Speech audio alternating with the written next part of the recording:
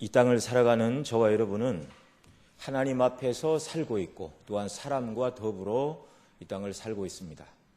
그래서 하나님 앞에서 사는 삶과 사람들과 더불어 사는 삶은 분리되거나 구별하여 말할 수가 없는 것이죠.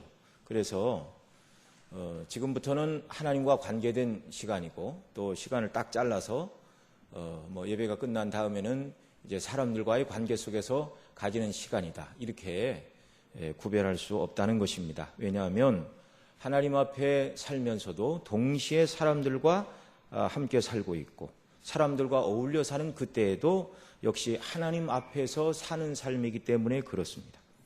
그 한 예가 우리가 드리는 예배일 텐데요.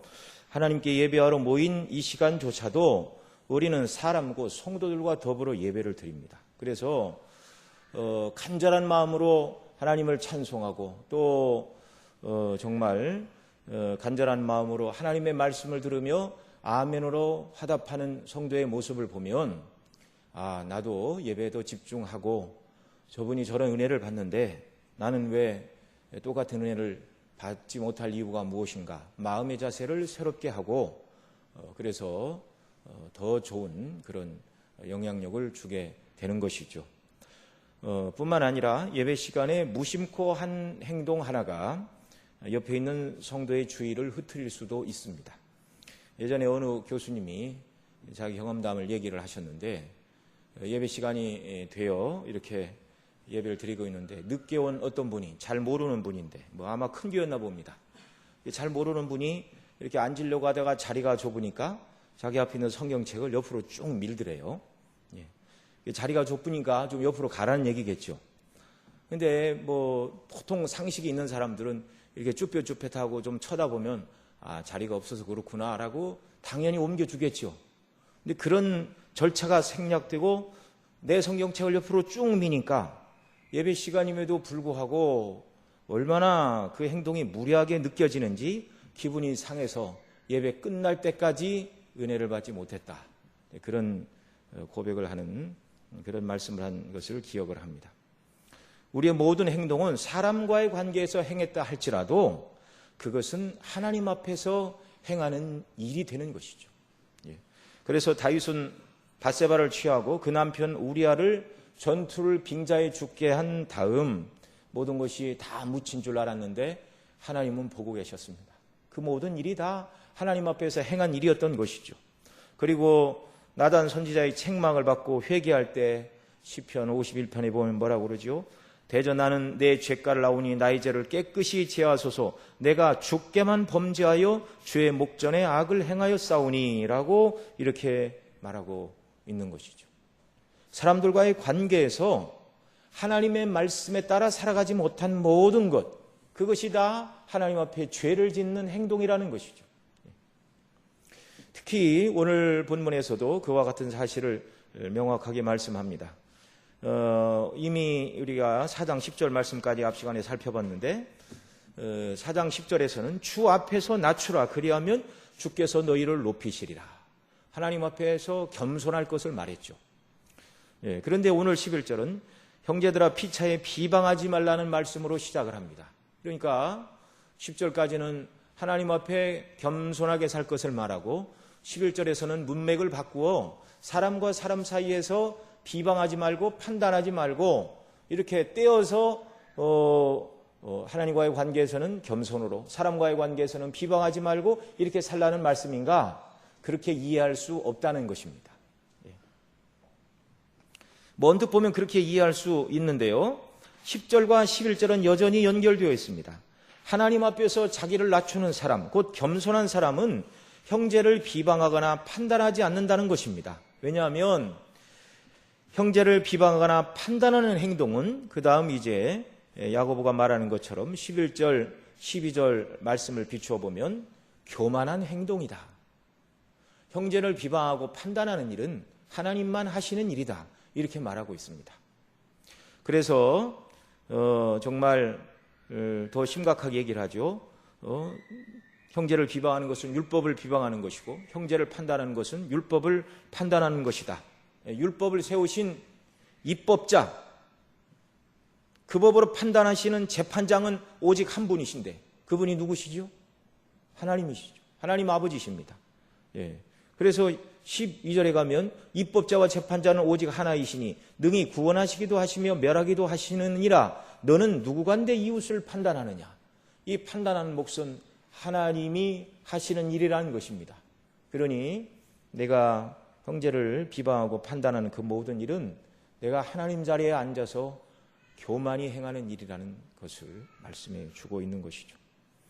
자, 그래서 오늘 우리가 읽은 문맥을 크게 나누면 11절과 12절에서는 형제를 비방하고 판단하는 것은 겸손과 반대되어 있는 교만한 일이다. 또 17절 이하의 말씀을 보면 하나님을 머리에서 싹 지우고 인생의 계획을 세우고 있는 사람을 예로 들면서 하나님 없이 인생의 계획을 세우는 모든 일들도 교만한 일이다. 이 두 가지 종류의 교만에 대해서 다루어주고 있습니다. 먼저 11절에서 말씀하는 비방과 판단이 교만의 죄가 되는 이유는 무엇일까요? 우리 11절 말씀 같이 한번 더 읽습니다. 형제들아 피차에 비방하지 말라. 형제를 비방하는 자나 형제를 판단하는 자는 곧 율법을 비방하고 율법을 판단하는 것이라. 내가 만일 율법을 판단하면 율법의 준행자가 아니요 재판자로다. 아멘. 예. 자, 어떤 사람에 대하여 이 비방이라는 말은 어떤 사람에 대하여 반대하여 말한다, 그런 의미입니다. 원래의 뜻은 비방한다, 반대하여 말한다. 그러니까 어떤 사람에 대하여 반대하여 말할 때 있는 사실을 말할 수도 있고, 그러니까 어떤 사람의 단점이나 약점, 허물을 들춰내는 경우겠죠. 또 그 사람을 반대하여 있지도 않는 사실을 거짓으로 꾸며내어 악하게 말을 할 수도 있다는 의미, 두 가지로 이 비방의 말을 해석을 할 수가 있습니다. 사실을 말한다 해도 어떤 사람을 비판할 목적으로 그 자리에 없는 사람 이야기를 하게 되면 이 이야기를 이렇게 그 자리에 없는 사람 얘기를 하는 걸 우리가 뭐라고 그러죠? 좋게 표현해서 뒷공론이라고 얘기를 합니다. 그 사람 없는 얘기를 하는 거. 그렇게 얘기를 하면 그 이야기의 주인공이 되는 그 사람도 할 말이 있죠. 반론할 기회를 주지 않고 일방적으로 사람을 비판하고 성토하고 끝을 내버리게 됩니다. 그러니까 참 비방은 옳지 않고 그 사람 없는 자리에서 단점을 말하는 것은 참 어려운 일이죠. 또 형제를 비방하는 것뿐만 아니라 판단하는 것도 율법을 판단하는 것이다, 이렇게 말씀하고 있는데요. 여기 판단한다는 말의 의미도 무지한 사람에 대한 거짓 종죄를 의미할 수도 있고요, 죄가 있는 것에 대하여 도를 넘는 정죄를 의미할 수도 있습니다. 잘못된 판단들이죠. 자, 이 경우 다른 사람이 짓지 않은 죄를 가지고 거짓으로 정죄하고 판단하는 일은 누가 보아도 악한 일입니다. 잘못된 일이죠. 그것은 하지 말아야 될 일입니다. 그러나 어떤 사람이 실제로 어떤 허물이 있고 그것이 좋지 않은 것이기에 다른 사람 앞에서 그것을 가지고 판단을 한다면 무슨 잘못이 있겠는가, 언뜻 이런 생각이 들 수 있습니다. 성경에 보면 모든 경우에 판단하지 말라, 그렇게 말씀하지는 않습니다. 성경은 때때로 분별하고 판단해야 된다고 가르칩니다. 마태복음 18장 15절 이하에 보면 주님이 이렇게 말씀하셨습니다. 내 형제가 죄를 범하거든 가서 그 사람과만 상대하여 권고하라. 만일 들으면 내가 내 형제를 얻은 것이요. 이렇게 말씀하죠. 내 형제가 죄를 범하거든 너와 그 사람만 상대하여 권고하라. 이 권고는 비방과 판단과는 다른 얘기입니다. 그리고 여러 사람이 말해도 듣지 않고 교회도 얘기해도 듣지 않으면 이방인과 세리같이 여기라, 이렇게 말하는데 그 말은 끝까지 회개하지 않으면 그 사람을 교회에서 내보내야 한다, 이것이 주님의 말씀입니다. 또 갈라디아 6장 2절에 보면 형제들아, 사람이 만일 무슨 범죄한 일이 드러나거든 신령한 너희는 온유한 심령으로 그러한 자를 바로잡고 내 자신도 돌아보아 너도 시험받을까 두려워하라, 이렇게 말씀합니다. 그러니까 누가 죄를 범하거든 신령한 너희는 온유한 심령으로 바로잡고, 그러니까 비방과 판단에서 빠진 요소는 바로 온유한 심령입니다. 계속 지금 이 말씀을 하기에 앞서 야고보는 두 가지를 말했죠. 하나님께서 주신 참 지혜와 세상으로부터 거짓된 지혜, 하나님 주신 지혜를 따라 행동할 때는 그것이 온유함이 방편이 되어서 선한 열매를 맺게 되고 화평과 의의 열매를 거두게 된다. 그러나 세상 지혜를 따라 살아가게 되면 시기와 다툼이 일어나 싸우게 되고 모든 악한 열매를 맺게 되고 정말 정욕으로 싸우고 다투는 것이 다 너희가 세상 지혜를 따라 살기 때문이 아니냐. 그런 연장선상에서 지금 비방과 판단의 문제를 말하고 있습니다. 그러니까 하나님께서 주신 참된 지혜를 가지고 형제를 온유한 마음으로 권고하는 것과 그 영혼을 얻기 위하여, 영혼을 바로 세우기 위하여 권고하는 것과 다른 종류의 시기와 다툼으로 세상 지혜로 남보다 자기를 낮게 만들기 위하여 지금 행하고 있는 일들이 지금 여기서 야고보가 지적하는 비방과 판단의 문제가 되겠습니다. 갈라디아서 2장 11절 이하에 보면 심지어 사도 바울은 사도 베드로가 외식을 행함으로 그를 면책했다. 얼굴을 앞에 두고 책망을 했다. 그렇게 얘기를 하였죠. 게바가 안디옥에 이르렀을 때 책망할 일이 있기로 내가 저를 면책하였노라. 야고보에게서 온 어떤 이들이 이르기 전에 게바가 이방인과 함께 먹다가 저희가 오매 그가 할례자들을 두려워하여 떠나 물러가매 많은 유대인들도 저와 같이 외식함으로 바나바도 저희의 외식에 유혹되었느니라. 그러므로 나는 저희가 복음의 진리를 따라 바로 행하지 아니함을 보고 모든 자 앞에서 게바에게 이르되 내가 유대인으로서 이방인을 쫓고 유대인답게 살지 아니하면서 어찌하여 억지로 이방인을 유대인답게 살게 하려 하느냐 하였노라. 그때는 이제 베드로 사도가 조금 이제 연약을 했던 것이죠. 사도도 사람이다 보니까 이렇게 약간의 실수를 할 수가 있었습니다. 그 문제가 정말 복음과 관련되는 중요한 일이었기 때문에 바울 사도가 면책했다 이렇게 말하고 있죠. 특별히 교회 지도자들은 누가 잘못된 교훈에 빠지지는 않았는가, 또는 누가 잘못된 교훈으로 성도들의 믿음을 흔들고 있지는 않는가, 늘 깨어서 판단하는 위치에 서 있으라고, 그래서 바른 말씀으로 성도들을 먹이고 권면하라고 세우신 것이 하나님의 말씀의 종들이라는 것을 우리가 기억을 해야 됩니다. 자, 성경은 이렇게 잘못된 일들에 대해서 판단하고 교회에 악한 영향이 미치지 않도록 조심해야 되고, 또 범죄한 자를 온유한 심령으로 권고하고 사랑으로 돌봐야 된다 이렇게 가르치고 있는데, 그러면 오늘 말씀드린 야고보가 형제를 비방하지 말라는 말은 이해가 가지만 판단까지 말라고 한 말은 무슨 의미인가? 이것이 앞서 말씀을 드렸죠. 온유한 마음으로 이 일을 하는 것이 아니라 자기를 높이고자 형제를 깎아내기 위하여 비방하고 판단하는 경우를 여기 지금 상정하고 야고보가 말하고 있는 것입니다. 야고보의 이 가르침은 마태복음 7장에서 비판에 대해서 가르치신 주님의 교훈과 맥을 같이 한다 이렇게 말씀드릴 수 있습니다. 우리 주님이 산상수훈에서 뭐라고 그러셨나요? 비판을 받지 아니하려거든 비판하지 말라. 너희의 비판하는 그 비판으로 너희가 비판을 받을 것이요 너희의 헤아리는 그 헤아림으로 너희가 헤아림을 받을 것임이니라. 여기까지만 딱 읽으면 어느 누구도 다른 사람의 허물과 연약함을 본다 할지라도 비판하면 안 된다, 그렇게 오해를 할 수가 있습니다. 그러니까 성경을 끝까지 읽어야 되는 것이죠. 그러면 정말 주님께서 비판하지 말라고 하신 말씀이 네가 비판을 하지 않아야 다른 사람도 너를 비판하지 않고, 그래야 서로 허물이 있는 인생들이지만 얼굴 붉히지 않고 살아갈 수 있기 때문에 비판하지 말라, 그렇게 말씀하시는 것인가? 그게 아니죠. 그 다음 7장 3절에 이렇게 말합니다. 어찌하여 형제의 눈 속에 있는 티는 보고 내 눈 속에 있는 들보는 깨닫지 못하느냐? 보라, 내 눈 속에 들보가 있는데 어찌하여 형제에게 말하기를 나로 내 눈 속에 있는 티를 빼게 하라 하겠느냐? 외식하는 자여, 먼저 내 눈 속에서 들보를 빼어라.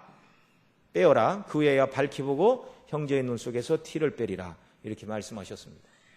주님께서 형제를 비판하지 말라고 말씀하신 이유는 명백하죠. 3절 이하에서 자기 눈에 요만한 티보다 훨씬 굵은 들보가 들어있는데 그것을 보지 못하고 남의 눈에 티를 빼주겠다는 것, 주님께서는 이런 사람을 5절에서 외식하는 자여라고 부르십니다.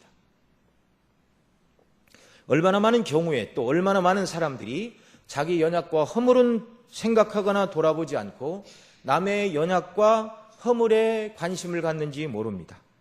사람은 자기중심적이어서 그렇죠. 그래서 늘 사람들이 하는 말이 있죠. 늘 하는 말이 있죠. 자기중심적이어서 내가 하면 노맨스, 남이 하면 죄가 되는 것입니다. 이게 다 인간이 악한 본성의 원리가 발동하면 누구나 이렇게 되는 것이죠. 하나님의 말씀을 들으면서도 정말 좋은 말씀이다. 참 그런데 이 말씀은 우리 교회 성도님들 중에 누가 들어야 되는데 그분이 오늘 오지 않았네. 말씀을 자신에게 적용하지 않고 남에게 적용하려는 이런 태도, 다른 사람의 허물을 탓하는 자세가 여기서 야고보가 말하고 있는 형제를 판단하는 자의 의식적인 행동이라 하겠습니다.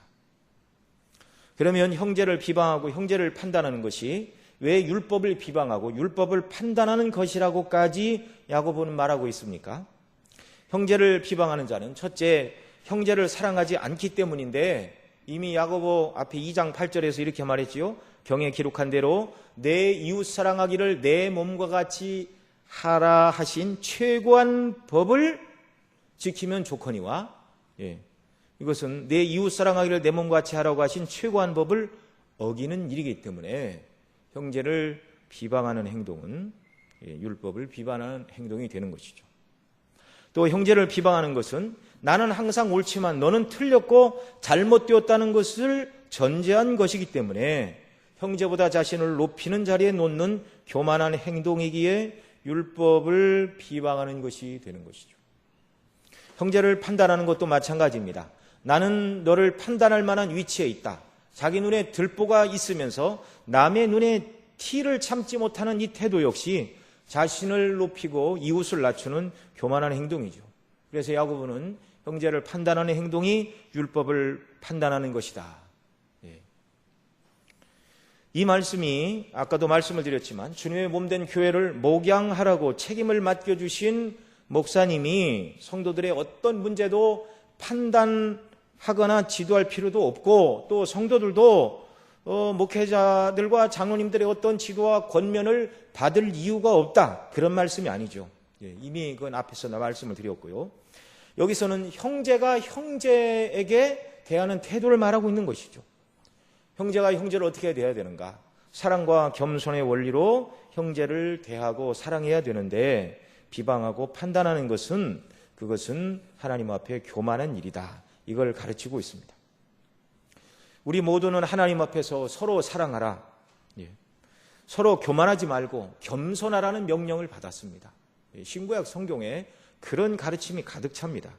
그런데 누구라도 내가 다른 사람을 판단할 만한 지혜와 능력이 있다 생각하고 비방하고 다른 사람을 평가하고 판단한다면 형제의 사랑을 명하고 겸손을 명한 하나님의 말씀에 순종하지 않는 것입니다. 그것은 하나님을 거스리는 일입니다. 율법을 거스리는 것은 하나님을 거부하는 것이고 자신이 율법 아래에 있는 자가 아니라 마치 율법을 주신 하나님의 위치에 있는 자처럼 교만하게 행동하는 것이란 말이죠. 우리 12절 말씀 같이 읽습니다. 입법자와 재판자는 오직 하나이시니 능히 구원하시기도 하시며 멸하기도 하시느니라. 너는 누구간데 이웃을 판단하느냐. 아멘. 우리에게 법을 주신 분도 그 법을 가지고 우리를 판단하시는 분도 오직 하나이신데 그분은 바로 하나님 아버지이십니다. 율법의 수여자이시고 그 율법으로 우리를 판단하시는 재판자, 곧 재판장은 하나님 한 분뿐입니다. 오직 하나님만 모든 인생을 그 율법의 기준대로 모든 사람을 판단하시고 평가하시고, 그래서 하나님께서 모든 사람을 율법의 기준대로 판단하시고 평가하시면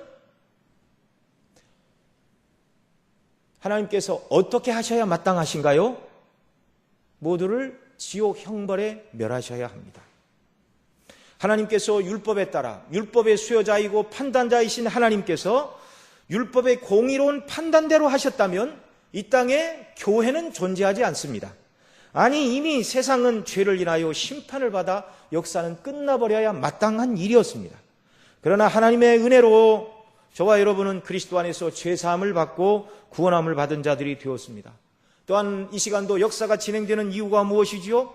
그리스도 안에서 하나님께서 영원전에 택하신 백성들을 교회를 통하여 교회가 증거하는 복음을 듣고 구원을 얻게 하시려고 역사를 진행해 나가시는 것입니다. 오직 입법자와 재판자는 오직 하나이시니 그 하나님은 어떤 분이라고요? 능히 구원하기도 하시고 멸하기도 하시느니라. 하나님께서 그 율법의 기준에 맞추어 사실은 저와 여러분 모두를 다 지옥 형벌에 이미 멸해도 한마디도 항의할 수 없는 자들인데 여기 12절의 말씀처럼 그럼에도 불구하고 오직 하나님이 능히 그리스도 안에서 저와 여러분을 구원해 주셨습니다. 그런 은혜를 받은 너희가 어찌 너는 누구간데 이웃을 판단하느냐. 정말 하나님 앞에서 죄가 하나도 없고 입법자요 재판자이신 하나님 앞에서 아무런 허물도 없이 행한 완벽한 의인이 있다면 다른 사람을 비방하고 판단할만 할 것입니다. 그런데 인생 중에는 아무도 그런 사람이 없습니다. 저와 여러분 모두가 다 하나님이 긍휼하심을 입은 죄인들일 뿐이죠. 그러니 멸하기도 하시고 구원하시는 하나님의 행사 중에 저와 여러분은 정말 하나님의 은혜로 선택함을 입어 하나님의 구원하시기로 작정하신 은혜를 덧입고 오늘 여기에 서 있는 자들이 되었습니다. 우리는 진리의 근간을 흔드는 문제가 아닌 이럴 수도 있고 저럴 수도 있는 문제들의 경우에 다른 사람을 비방하거나 판단하지 말고 자비를 보여줘야 하고 그 앞에서 항상 사람 사이에 겸손히 행하는 그런 일이 우리에게 있어야 하는 것이죠. 여러분 교회사를 보면 별것도 아닌 문제를 가지고 사람들이 다투던 그런 시대가 있었습니다. 이게 별로 중요하지 않은 문제를 가지고 논쟁을 했는데 이걸 아디아포라 논쟁이라 이렇게 불렀습니다. 이 아디아포라라는 말은 헬라어로 대수롭지 않은 것들이라 그런 의미였는데요. 저 동방교회 사제들은 바늘 끝에 천사가 몇 명 올라가는가 이걸 가지고 다퉜답니다. 얼마나 무익한 일인가요? 자기와 견해가 다르다고 공격하고 싸우고 있을 수 없는 일이죠.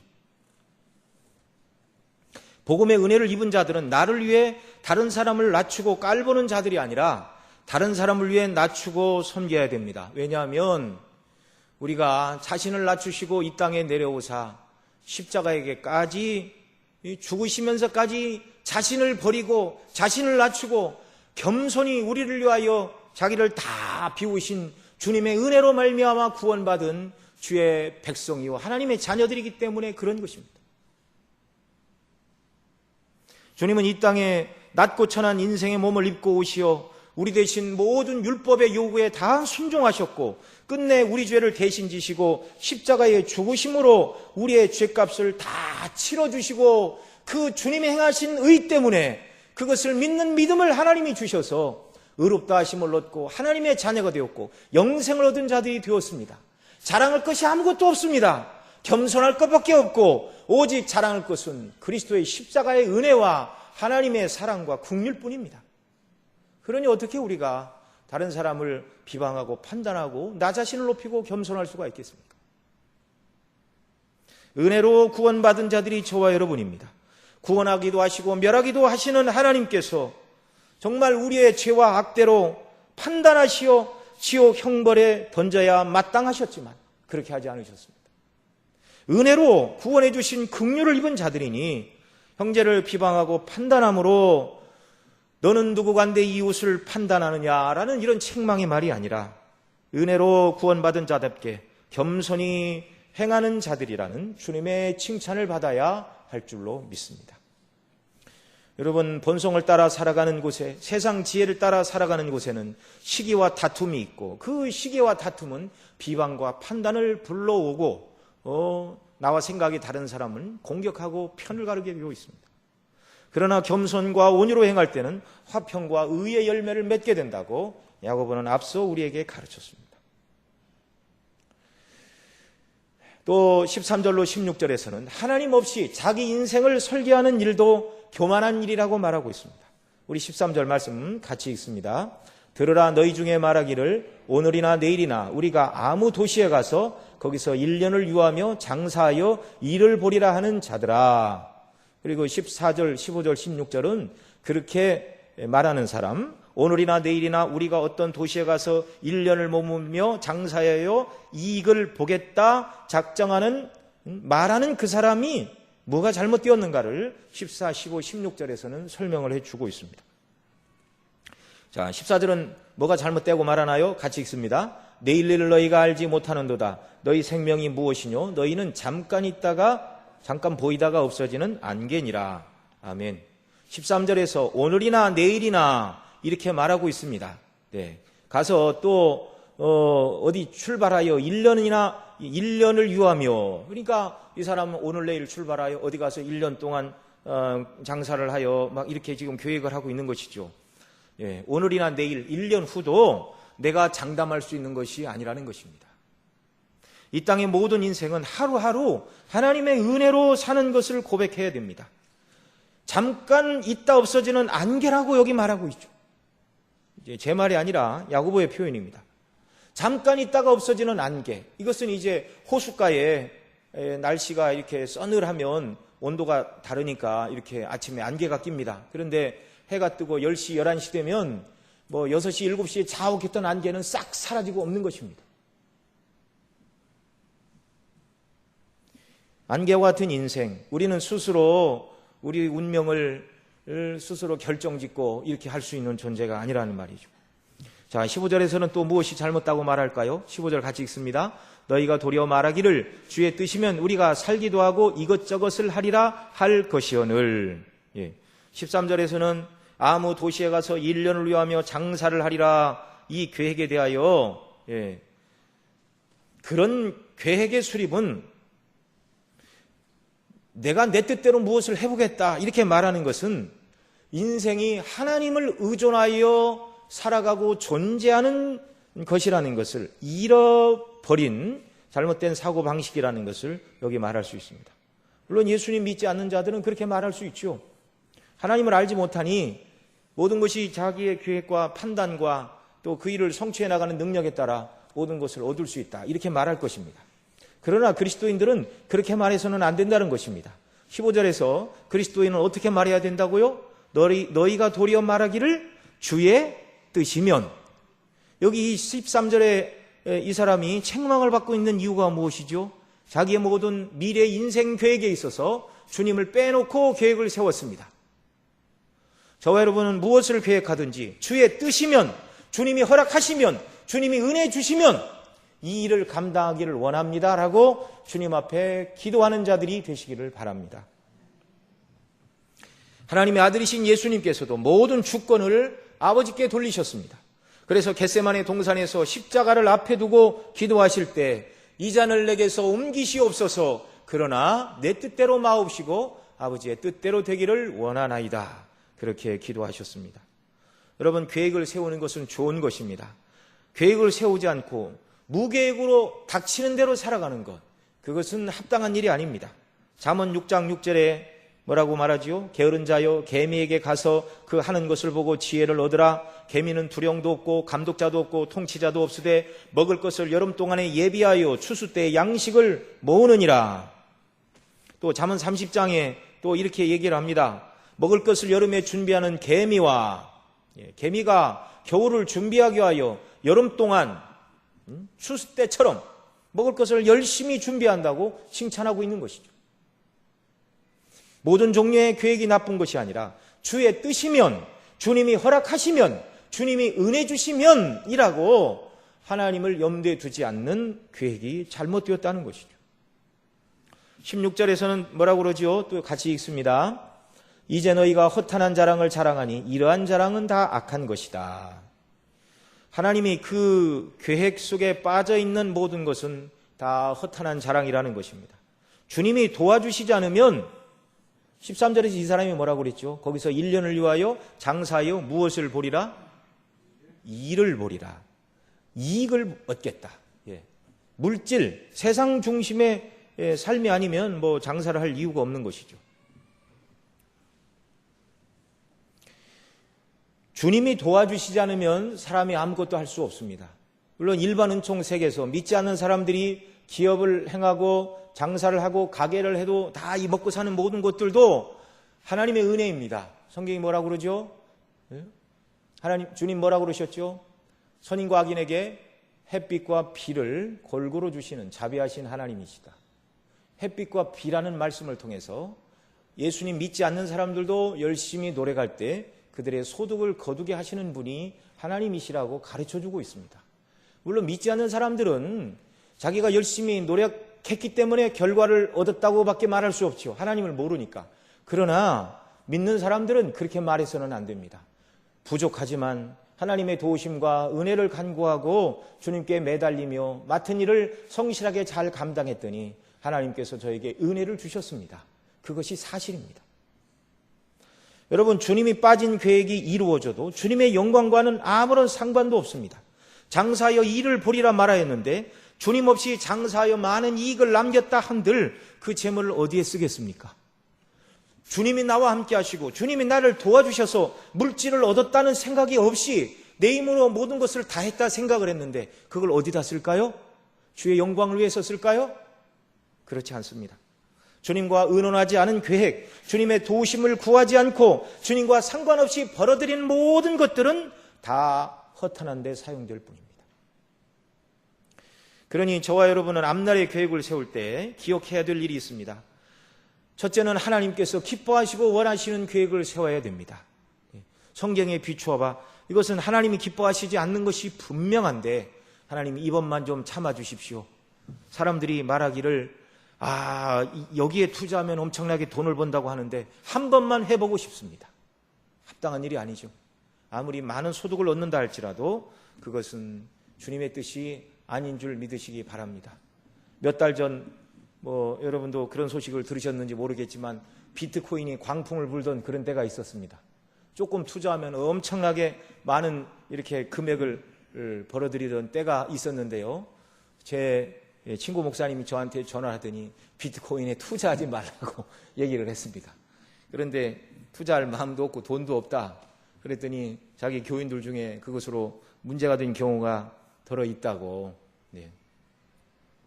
노력하지 않고 떼돈을 번다 할지라도 정말 그것이 하나님 주신 축복이라 이렇게 생각하면 안 되는 것이죠. 둘째로 우리는 계획을 세울 때 우리의 계획에 하나님의 은총이 필요하다고 고백하며 계획을 세워야 됩니다. 아무리 잘 세운 계획이라도 주님이 도와주시지 않으면 실패할 수밖에 없습니다. 항상 하나님 앞에 기도하며 뭔가를 준비하고 인도하심을 받아야 되죠. 예를 들어서 어떤 사람이 은퇴를 앞두고 시골에 가서 농사를 지으며 제2의 인생을 살겠다고 설계를 했는데 갑자기 이웃나라와 지금 이미 이렇게 농업 FTA가 많이 이렇게 되었지만 값싼 농산물이 그냥 막 이렇게 수입이 되어가지고 자기가 계획했던 일들이 수포로 돌아가거나 또 몇 년 동안 비가 오지 않아 기근이 찾아온다면 인생이 개운 계획은 아무런 쓸모가 없는 것이죠. 그래서 성경은 말합니다. 여호와께서 집을 세우지 아니하시면 세우는 자의 수고가 헛되다. 하나님이 기뻐하시는 인생 계획을 세워야 되고 그 계획에 주님이 함께 하시고 복 주시기를 날마다 간구함으로 주님을 의존해서 살아야 할 줄로 믿습니다. 마지막으로 야고보는 17절에서 뭐라고 말씀하죠? 같이 읽습니다. 그러므로 사람이 선을 행할 줄 알고도 행치 아니하면 죄니라 이렇게 말씀하고 있습니다. 물론 문맥에서 여기서 사람이 행해야 될 선은 하나님 앞에 겸손한 것이죠. 그리고 형제를 대할 때 온유와 사랑으로 형제를 대하는 태도가 여기서 지금까지 가르쳤던 사람이 행해야 될 선입니다. 그런데 마땅히 그 선을 행해야 될 줄 알고도 행해야 하나님 앞에서 합당하고 옳고 의로운 일이죠. 그런데 그렇게 하지 아니하면 죄니라라고 경고하고 있습니다. 자, 이 말을 왜 하고 있습니까? 우리가 아는 것을 행해야 되죠. 하나님께서 기뻐하시는 선한 것이 무엇인가를 알았다면 그것을 행해야 될 의무 아래 놓여 있는 사람들입니다. 그러나 선한 것이 무엇인 줄 알았다 할지라도 사람이 항상 선을 행할 수 없습니다. 선을 행할 줄 알고도 행치 아니하면 죄라고 하셨는데, 그래서 우리는 죄를 짓지 않기 위해서 주님의 은혜가 필요한 사람들이죠. 그래서 우리는 자주 앞서 4장 10절에 말했던 주 앞에서 낮추라 그리하면 주께서 너희를 높이시리라 라는 말씀을 항상 기억하고 붙들어야 됩니다. 주님께서 나를 붙들어 주시지 않고 은혜를 주시지 않으면 제가 아무것도 행할 수 없습니다. 마땅히 선을 행해야 되는 의무 아래 있지만 제 능력으로는 선을 행할 수 없으니 주님 저를 도와주시고 붙들어 주셔서 하나님 기뻐하신 일을 감당하도록 은혜 주세요, 능력 주세요. 또 조금 문맥을 거슬러 올라가 어떤 계획을 세우더라도 주의 뜻이면 주님과 함께하는 계획이라는 것을 잊지 말게 해주시고, 또 그 앞에 우리가 살펴본 11절로 13절 문맥에서 남보다 나를 높이려는 태도, 그래서 비방과 판단하는 자세가 아니라 항상 복음의 은혜에 빚진 자, 그리스도의 은혜에 빚진 자로서 겸손하고 사랑과 온유를 따라 살아가는 사람, 다른 사람을 대하는 그런 사람이 되게 해달라고 은혜를 구하고 간구해야 하는 것입니다. 야고보는 복음의 은혜를 깨달은 성도는 항상 겸손의 길을 걸어가야 한다고 말씀하고 있습니다. 우리가 받은 바 구원의 은혜를 생각하면 겸손하지 않을 수가 없는 것이죠. 항상 은혜에 빚진 자임을 기억하고 주님의 은혜와 도우심을 구하며 겸손의 길로 행하여 하나님 아버지께 영광을 돌리는 저와 여러분 모두가 되시기를 바랍니다. 기도하시겠습니다.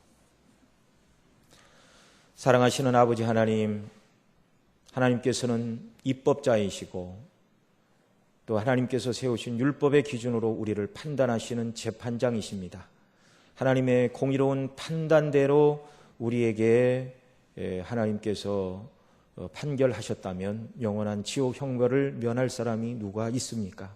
그러나 구원하기도 하시고 멸하기도 하시는 하나님의 그 주권 가운데 하나님께서 우리를 영원전에 택하시고 구원하기로 작정하셔서 정말 그리스도께서 이루신 완전한 구속의 은혜를 힘입어 의롭다 하심을 입고 하나님의 자녀로서 저희들이 이 땅을 살아가고 있는데, 은혜의 빚진 자로서 늘 하나님께 영광을 돌리고 주 앞에 겸손히 행하고 또 사람과의 관계 속에서 온유함과 사랑으로 살아가는 정말 하나님이 기뻐하시는 성도로 이 땅을 살아가는 저희들이 되도록 날마다 은혜 더하여 주시고 긍휼을 베풀어 주시고 성령 하나님 깨우쳐 주시고 인도하여 주옵소서. 우리 구주 예수님의 이름으로 기도드리옵나이다.